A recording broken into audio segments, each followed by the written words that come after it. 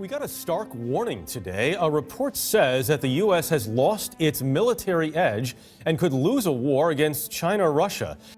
Your values of love, charity, and faith built this nation. You're in the Air Force, right? Marines, actually. How long are you here for? A few weeks. 30 seconds left. Just get us in field goal range.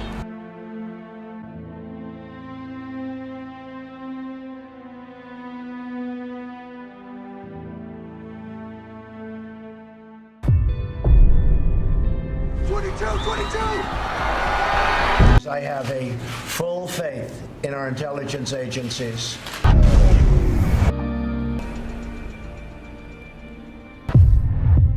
The blackout may run along the entire northwest corridor.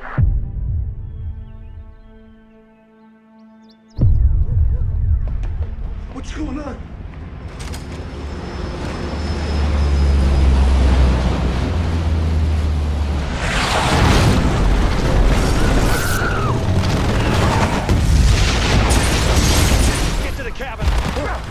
You take care of your brother, you hear me?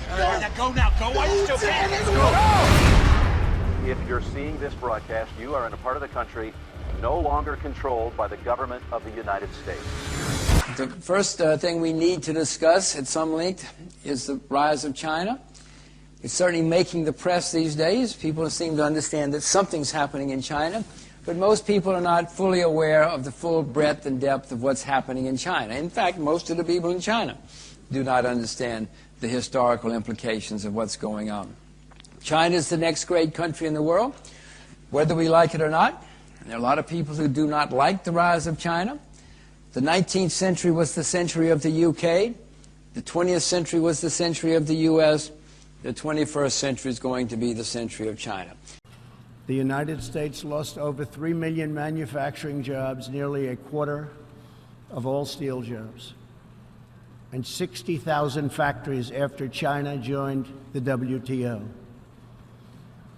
And we have racked up $13 trillion in trade deficits over the last 2 decades.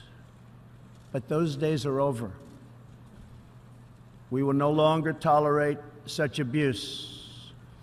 We will not allow our workers to be victimized, our companies to be cheated, and our wealth to be plundered and transferred. America will never apologize for protecting its citizens.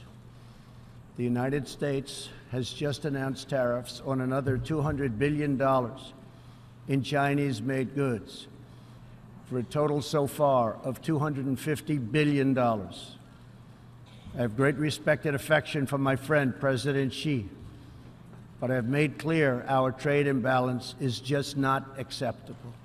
Does this news from Apple, put more pressure on the president to make a deal or not? I think there are two ways to look at it. There's the White House way of looking at it, which is that the problem U.S. companies have is that China's economy is slowing down, and the reason China's economy is slowing down is because the tariffs are working. In other words, Trump is winning his trade war.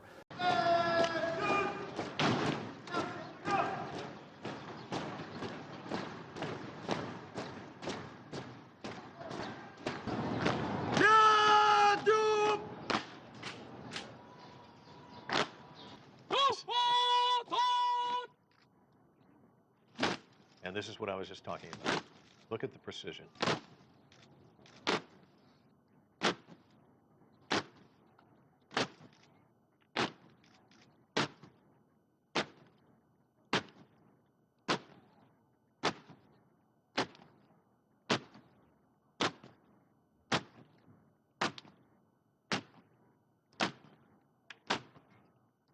Bibles forcing Christians to renounce their faith. This persecution just the latest attempt by Beijing to crack down on all religion. In August, the United Nations said China could be holding more than 1 million Uyghurs and other Muslims in internment camps for, quote, political education. Beijing says the camps are vocational training centers, bolstering economic growth, and of course, they say it's for social mobility. So let me state this right up front. A Trump administration, our Christian heritage, will be cherished, protected, defended, like you've never seen before. Yesterday's broadcast, U.S. groups say dozens of Christians were detained following a raid on a Protestant church in southwestern China. It's the latest example of the communist government cracking down on religion. One report says in the past few months, Beijing has taken down 2,000 crosses from houses of worship. And we know that families and churches, not government officials, know best how to create a strong and loving community.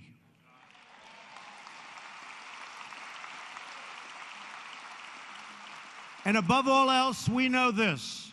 In America, we don't worship government, we worship God. Well, love it or hate it, there's no denying that cash purchases are on the decline. Our ABC correspondent Karen Travers provides some insight on this new cashless society. It's never been easier to go cash-free. Pay a bill at a restaurant, catch a cab, send money to a friend with just a push of a button. Peer-to-peer payment services are exploding. Tens of millions of Americans use them every year, and it's growing very fast. Ask anyone for change for 20 bucks, and many times you won't get it. That's because a lot of people don't carry cash anymore, and they're not grabbing credit cards either. Instead, they're using their smartphones. 13 News Now reporter Erin E. LeBeau takes a look at the trend that could lead to the dying dollar. What's in your wallet? Just my debit card and my ID. I have nothing in there. I carry very little information. Credit card and cash? It's a question I posed to people on the streets of downtown Norfolk. I found that very few people actually say cash. People are relying more and more on paying for things mobilely with their smartphones. So I trusted Apple Pay because I've used it before. Apple Pay, Venmo, and Google Wallet to name a few. All are mobile payment apps that allow you to pay for things by flashing your phone. I honestly didn't trust it at first, but it's proven itself to be a reliable source to pay with. So I think in the future it might even make debit cards obsolete. According to a study by strategy and research firm Vigilant, mobile payments are expected to grow in the U.S. from $180 billion in 2016 to $410.5 billion by 2020. A rise from humans microchipping themselves. This is the mark of the beast. This is, listen, no, let me tell you something. I mean, I'm no biblical scholar here, but it's amazing the parallels made. Now listen, let's get down to brass tacks. Would you, not you, I wish they'd stop with this. They go, we're going cashless. We've been cashless. Where's this cash? Ever buy a house with cash or a car? We've got this. I don't even have, I got a couple of bucks. We've been cashless. But that's not the issue.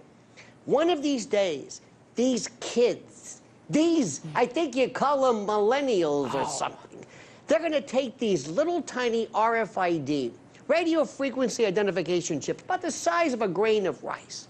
And they're going to be cool, Scotty. Oh, they're going to be waiting in line overnight to get implanted.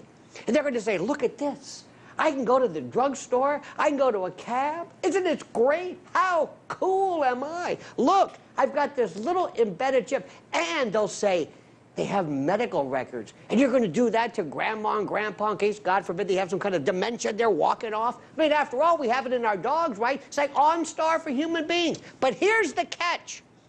One of these days, God forbid, Scotty, they find you guilty of something. And you go before a court, and they say, we're going to sentence you to prison? No. We're going to turn your chip off, and you don't exist. Poof. Everything. In fact, people are going to notice that when you walk up, they're going to say, who is this?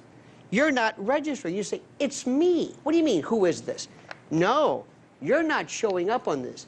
You don't exist. If you think I'm kidding, this is Elba. This is like some type of a prison.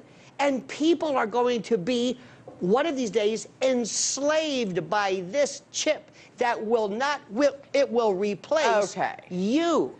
By 2020, China plans to give all of its 1.4 billion citizens a personal score based on how they behave. So some people with low scores are already being punished if they want to travel. Nearly 11 million Chinese people can no longer fly, and 4 million are barred from trains. Next week, the program will start expanding nationwide. Ben Tracy is in China with what's behind the government scoring system. Ben, this sounds like scary stuff. Good morning. Good morning. The government here says it is trying to purify society by rewarding those who are trustworthy and punishing those who are not. Hi there. How you doing? I am wonderful. I am so sorry. That flight is canceled. No. Customer incident at the other end. What? So when is the next flight? Yeah, they're all kind of full. I booked this weeks ago. It's my best friend's wedding. I'm sorry. I have to get there. I have to. Okay, let's see what we can do. Oh, thank you.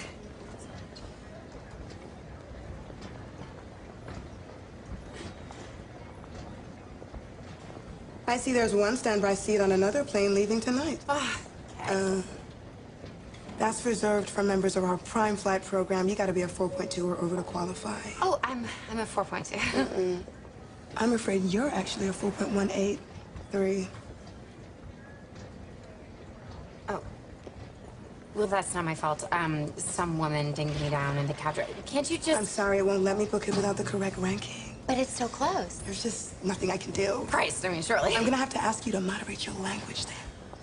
Sorry, it's just... I'm maid of honor. I cannot miss this wedding. And I am so sorry about that. Can you call the supervisor? I cannot do that. Can you just call the supervisor? I cannot do that. Call the fucking supervisor. Okay, that's profanity. We're zero tolerance on profanity. I'm sorry, it's just... Yeah, I have to serve the next customer. No. Step away, ma'am. God, just fucking help me! I'm so sorry. I've called security. Oh, no, please don't do that. I'm a 5-starring you. 5 stars. What's the issue here, Hannah? Intimidation and profanity. Oh, no. I was not intimidating. Don't speak, ma'am. I was just trying to...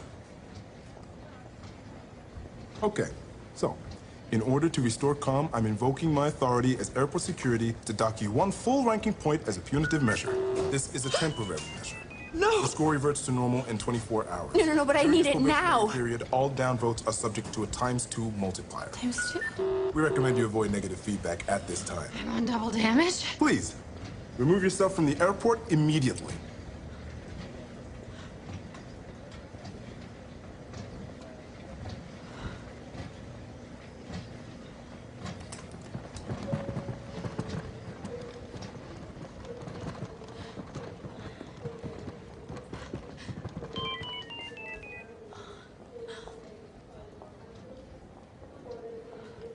Okay, well, due to your ranking.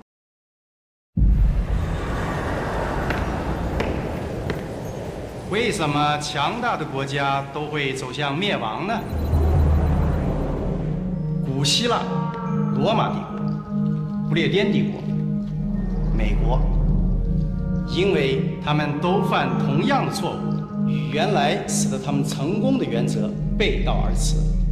美国政府企图以庞大的开支和税收来摆脱严重的经济衰退，巨额的所谓刺激开支。 庞大的医疗改革，政府接管私有企业，债务累累。当然，我们是他们的大债主。现在他们都得给我们干活。The United States Commission on International Religious Freedom says Christians in China are facing an alarming escalation of persecution. This week, Public Security Bureau police invaded and shut down Zion Church in Beijing. Moments before that raid, this sign appeared just outside the church sanctuary. Now it looks like this. PSB agents removed the sign. No church here. Amen. Members of Zion Church were not deterred. Although authorities closed their building, they continued to pray and worship outside in the street. Also this summer, other Christians throughout China have seen their churches closed or demolished. Government officials have arrested church leaders. They've confiscated and burned Bibles, and they're still removing crosses from atop church buildings. What in the world is going on in China, and why now?